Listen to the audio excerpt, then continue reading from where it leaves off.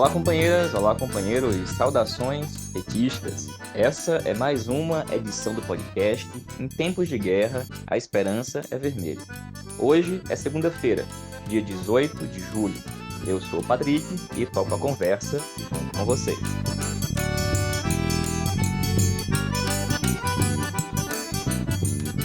No episódio de hoje, falamos sobre redes sociais e as eleições 2022. Jandiro Errara trata do aumento da violência bolsonarista e a importância da resistência e da mobilização. E Amanda Oliveira, da direção da UNE, fala sobre o Conselho Nacional de Entidades Gerais da União Nacional dos Estudantes.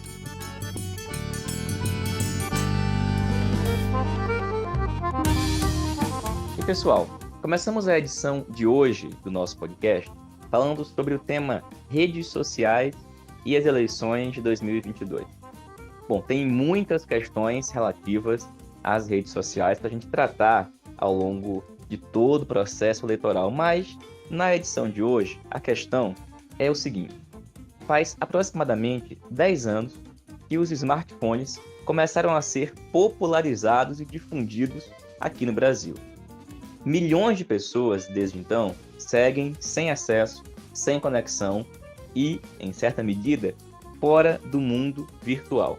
Afinal de contas, os aparelhos continuam sendo muito caros, assim como os planos de internet, e diversas regiões do país, principalmente as cidades do interior e das regiões norte e nordeste, possuem péssima ou nenhuma cobertura. Ainda assim, vamos lá, né? É impossível não afirmar que, mesmo nessas circunstâncias, a vida digital e o mundo das redes sociais têm ditado novos padrões de comportamento, de consumo. A chamada economia da atenção, que já faz girar bilhões para um pequeno número de grandes empresas que controlam os principais aplicativos existentes, dita a rotina e a vida de muita gente. E, bom, como não podia deixar de ser, influenciando diretamente também a política. E para quem viveu as eleições presidenciais de 2014 e 2018 no Brasil, sabe o peso e a diferença que as redes tiveram no resultado final.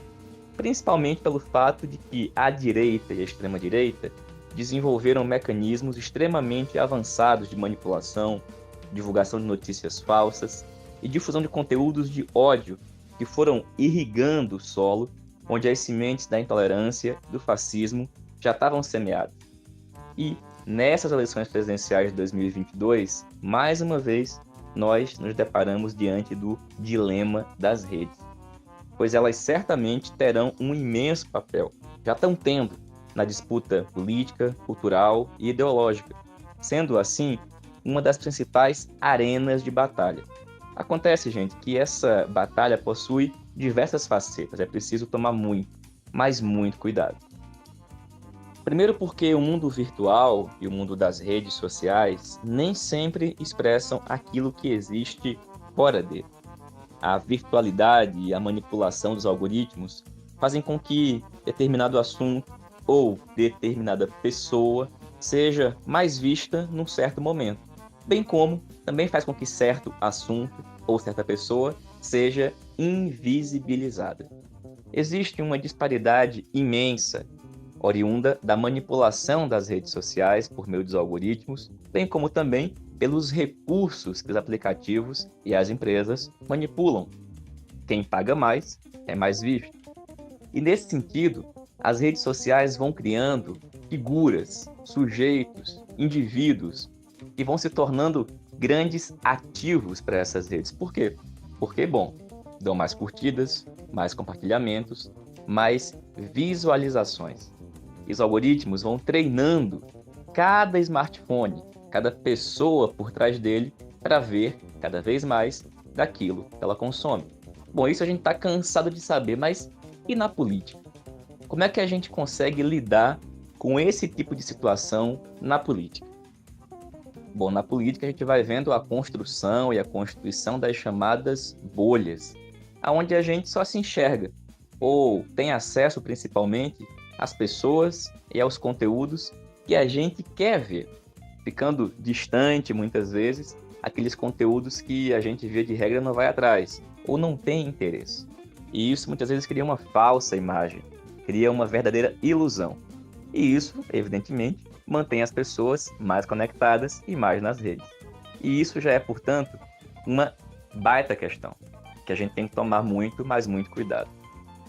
Isso para que a gente não tome ou considere como absolutamente correto, real e verdadeiro o que as redes apresentam, pois muitas vezes é uma realidade distorcida, é a aparência, do que a essência das coisas é muito, mas muito diferente. E aí, sobre essa questão, comparada, é muito importante que todos e todos nós, quando a gente faz as análises de como estão as coisas, a gente tome muito cuidado. Porque no mundo das redes, dentro das nossas bolhas, existe um clima de que as coisas estão muito boas, estão melhores. Inclusive, é possível a gente ter grandes resultados eleitorais em outubro desse ano, como, por exemplo, vencer as eleições no primeiro turno. Certamente, se a eleição ocorresse na nossa bolha da rede social, isso podia acontecer. Mas essa é uma das questões que, quando a gente olha fora das redes, identificamos uma realidade bem diferente. Bolsonaro e o bolsonarismo ainda possuem cerca de 30% das intenções de voto. E isso é muita, mas muita coisa. Nesse sentido, tem sido muito importante que no campo das redes sociais, figuras que são grandes ativos, que possuem muitos seguidores, porque proporcionam um grande engajamento, estejam se posicionando e estejam, inclusive, declarando apoio.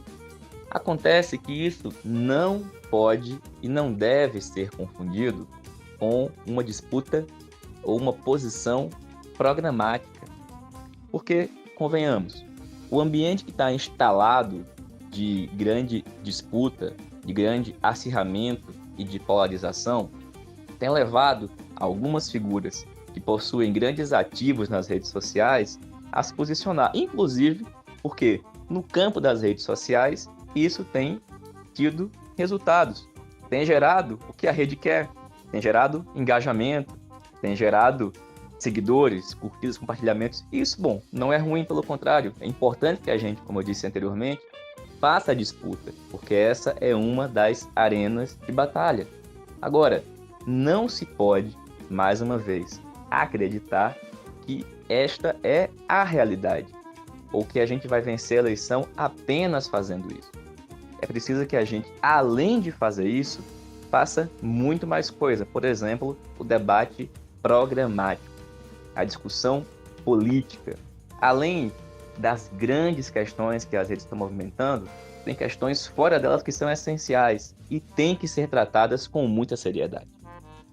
É por isso que a gente tem que ficar muito contente, tem que celebrar e tem que engajar mesmo, quando figuras como a Anitta, a Pablo Vittar, entre tantas outras e outros, se manifestam, pedem o voto no Lula, pedem o voto para posições mais à esquerda.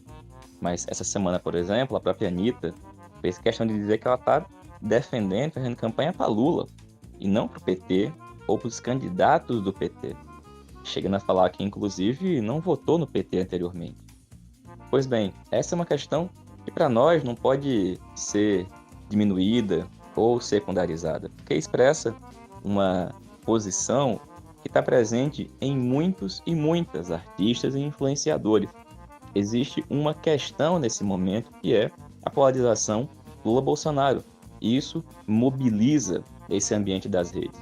E é importante que a gente faça essa disputa. Mas, gente, isso não vai fazer com que o PT saia vitorioso, que as candidaturas petistas saiam vitoriosas e não cria as condições para que a gente consiga eleger o Lula em melhores condições, que é o que nós precisamos.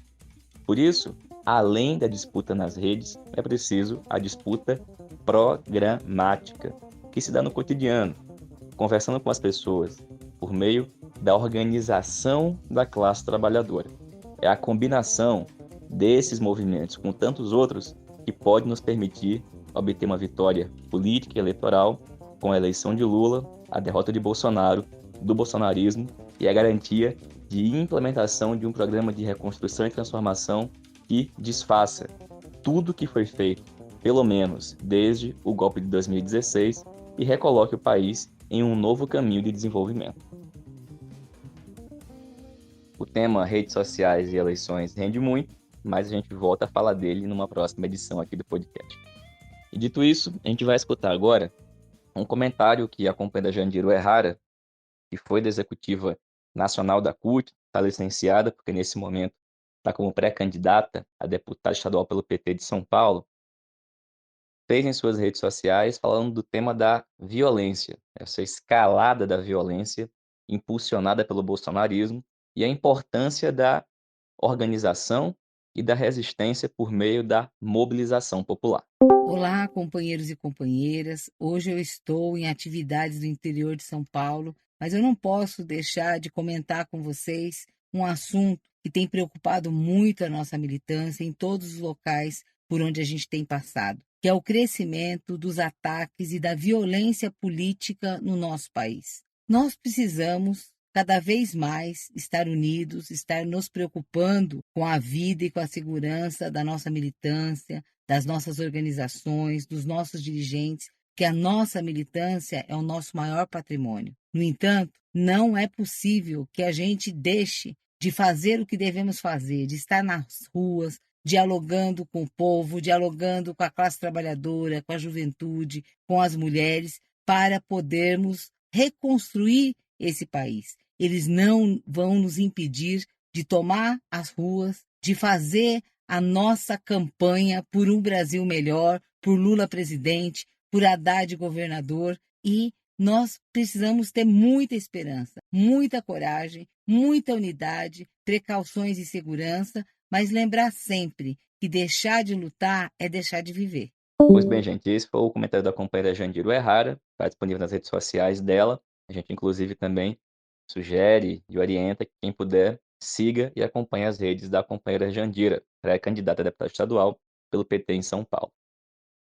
E, gente, no dia de hoje, Bolsonaro convidou e reuniu dezenas de embaixadores de vários países para atacar o sistema eleitoral. Exatamente, ele juntou os embaixadores para dizer que os países não devem confiar no Brasil, não devem confiar no nosso sistema eleitoral. Ele fez um discurso usando uma voz até mansa, mas para dizer basicamente que as urnas são fraudáveis. E fez uma fala atacando os ministros do STF, em particular Barroso, Alexandre de Moraes e Fachin, dizendo que as sugestões feitas pelas Forças Armadas não foram acatadas, que as eleições de 2020 não deviam ter acontecido, entre diversos outros impropérios. Bom, fica evidente que, nesse momento, ele dá mais um passo no sentido de desacreditar as eleições diante de uma possível derrota. Existe, portanto, um combinado de movimentos. A gente já falou disso aqui na edição de sexta do podcast. De um lado, a criação de um ambiente de violência, como comentou agora há pouco a Jandira, que deixa as pessoas com medo em um ambiente de terror. Por outro lado, a aprovação da PEC dos auxílios, que tenta recuperar e ganhar novos apoios. E, bom, além disso, a criação de um ambiente de golpe, de normalização e de justificativa para um possível golpe. Tudo isso significa que o Bolsonaro, o bolsonarismo e a extrema-direita estão longe, mas muito longe de serem derrotados ou de se entregarem. A batalha continua viva e vai ser muito, mas muito dura. Pessoal, essa foi mais uma edição do podcast. Em tempos de guerra, a esperança é vermelha. Como vocês sabem, um programa que circula toda segunda e sexta-feira e que é feito totalmente por meio de troca de áudios de WhatsApp, com militantes do PT espalhados por todo o país. Lembrando que essa semana tem congresso de repescagem da tendência petista à articulação de esquerda e também acontece o Encontro Nacional de Tática do PT. O informe sobre o encontro a gente fala no podcast de sexta-feira. A gente se reencontra em breve. Saudações petistas, fora Bolsonaro e Lula presidente.